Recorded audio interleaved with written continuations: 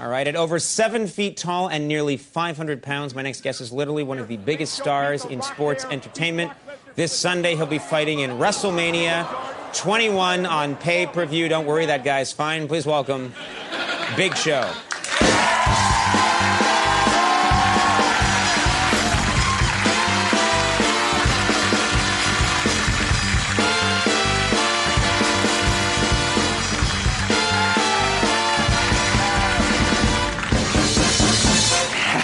Nice guy. Nice, Big Show. I love you. How you doing? I'm good. Good Lord, you're a big man. Let's talk. You've been here before. We're good pals. Buddies. I've fought you many times. I win half the time. Yeah, that check's late, too. Yeah, I'll get that to you. Yeah, okay. And let's talk about you must have gotten large at a fairly young age. How big were you in kindergarten? Yeah, it's funny. When I turned 6 years old, it was a very depressing time in my life. Mm-hmm. I was 101 pounds at 6 years old. 6 years old to 101 pounds? 101 pounds. And I remember feeling like, oh, my goodness, that was terrible. But looking back at the photos, I'm sorry I didn't bring any. But right. I was a square kid.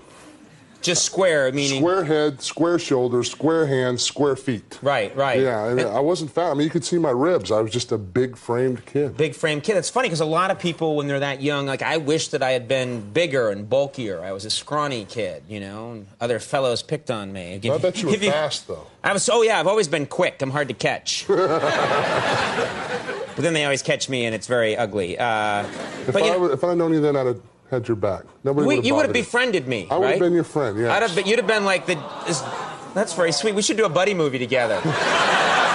Right, Big Show and his pal Norbert. Big Show, let's go. Come with me, Big Show. I've got a plan. We're going to get this on the WB. It's going to be good. I would think, it must be difficult for you because so many things in life, especially in your profession, you have to travel a lot, aren't sized for you. Like, if you get a rental car, how do you fit in a rental car? That is unbelievable. The one thing that drives me nuts is I'm a very patient person, and I understand that sometimes when people see me and they scream and run the other way, it's just a natural reaction. Or light torches and wave them at you. Chase me with pitchforks, But when you go to a rental car counter, and part of our business is traveling a lot, and sometimes we have to drive 250, 300 miles a night to get to the next town to perform. And when I'm looking at a 20-year-old rental car agent, and with a straight face, I'm trying to get, a larger SUV or something big enough to drive. They look at me with a straight face and say, Mr. White, we have a Taurus for you. And I say with all sincerity, what would you like me to do? Strap it to my foot and skate to the town? Part of being able to drive the car is being able to shut the door. Right. I don't think the highway patrol would like me riding down the road like this. Right.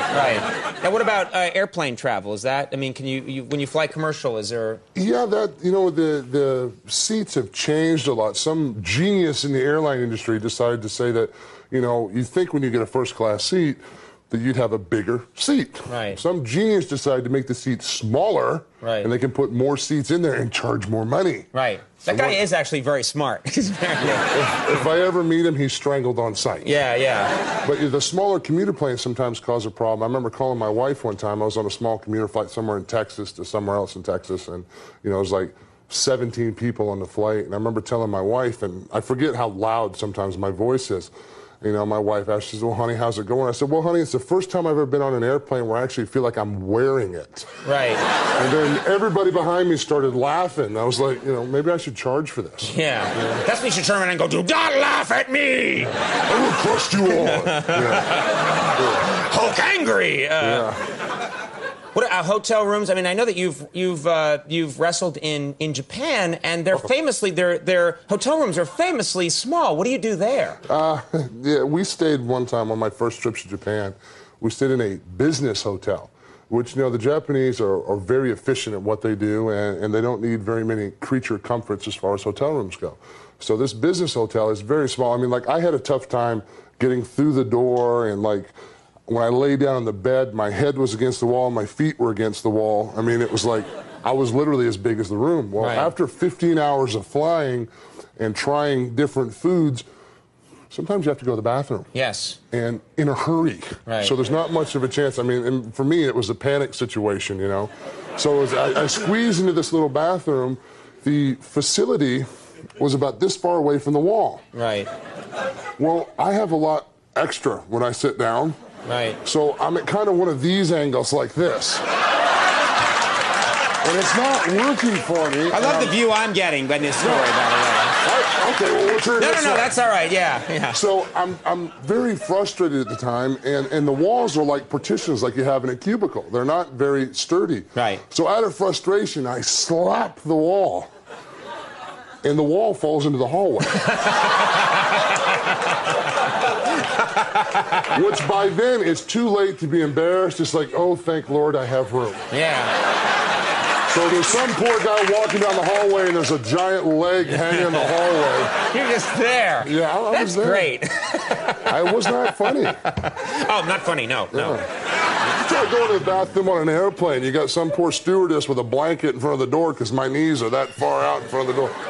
Moral of the story, it's just like before you leave home, have a sandwich so you don't embarrass everybody when you eat. Right. Go to the bathroom before you get on the plane. Right. And then only take very short flights. Yeah, very short flights, yes. Don't, like mistakenly decide to have a laxative before you get on the plane, then you're in trouble. Well, what were you doing that for anyway? Long story. Okay, we won't get into it. Time to get get on the 9-hour flight, but first, a jug of laxative. You know, when you're a kid, you go through the grandma's drawer and you find the chocolate bar. Oh, yeah. Yeah, well, it was excellent. Yeah. Anyway. It's worse when your brother gives you the chocolate bar. That's what I had. We have, I want to make sure we get to this because we're out of time, but I want to show this. The video game, which is part of your promotion that you're promoting, the makers sent us a clip, and they actually fashioned a clip of you and I fighting. Really? Yeah, in this video game reality, and I think we just got this. I haven't even seen it yet, but let's take a look at this clip.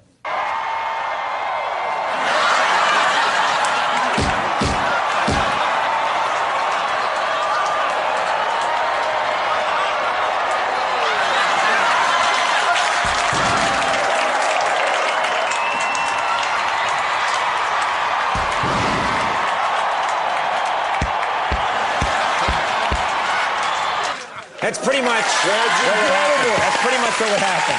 That's great. That's how I fight.